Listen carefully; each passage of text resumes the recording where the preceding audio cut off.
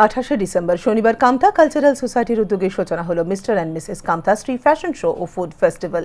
এই ফেস্টিভ্যাল চলবে 29 ডিসেম্বর রবিবার পর্যন্ত। শিলিগুড়ি মাটিগাড়া ঠিকনিকাটা জুনিয়র হাই স্কুলে কামতা কালচারাল সোসাইটির উদ্যোগে অনুষ্ঠিত হচ্ছে চতুর্থ বর্ষ মিস্টার অ্যান্ড মিস কামতা স্ট্রি ফ্যাশন শো এবং ফুড ফেস্টিভ্যালও 28 ও 29 ডিসেম্বর 2 দিন ব্যাপী অনুষ্ঠিত হচ্ছে এই অনুষ্ঠানটি। এই অনুষ্ঠানে প্রধান অতিথি হিসেবে উপস্থিত ছিলেন দার্জিলিং জেলা তৃণমূল কংগ্রেসের সভানেত্রী পাপিয়া ঘোষ, মাটিগাড়া 1-এর সভাপতি কৃষ্ণ সরকার সহ অন্যান্যরা। অনুষ্ঠানে উপস্থিত অতিথিরা প্রদীপ প্রজ্বলন করে তাঁর সূচনা করে।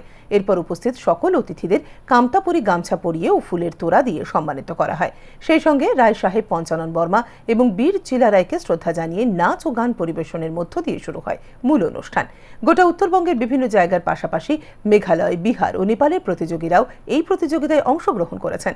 এই বিষয়ে সোসাইটির সভাপতি অনুপ রায় জানান, তো আমি এবার আমাদের ভাষায় কথাটা বলি।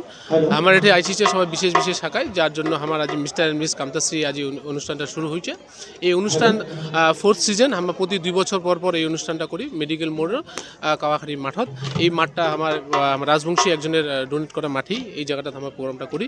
বিশেষ কারণে এটি রাজবংশী যে আমার যে পুরনো দেশভূষা যে আছে সেটা নিয়ে একটা প্রদর্শনী, তার সঙ্গে নেপাল, পার্শ্ববর্তী দেশ, তারপর আমার উত্তরবঙ্গের মধ্যে যতগুলো রাজ্য আছে ডিস্ট্রিক্ট আছে, তার সঙ্গে পার্শ্ববর্তী রাজ আসাম, মেঘালয়, নাগাল্যান্ড থেকেও পার্টিসিপেট এসেছে। টোটাল 150 পার্টিসিপেট আমার এটা এসেছে। অন্যদিকে এই বিষয়ে বিশেষ অতিথি দার্জিলিং জেলা তৃণমূল কংগ্রেস সভানেত্রী পাপিয়া ঘোষ বললেন, খুব সুন্দর প্রোগ্রাম, প্রতিবারের ন্যায় এবারেও আমরা হাজির হয়েছি এবং আমি ধন্যবাদ জানাই আয়োজক কমিটির যারা সদস্য এবং সদস্যরা রয়েছেন, যাদের নিরলস পরিশ্রমে আজকে এই প্রোগ্রাম এত সুন্দরভাবে এখানে 2 দিনের জন্য এখানে উদযাপিত হচ্ছে।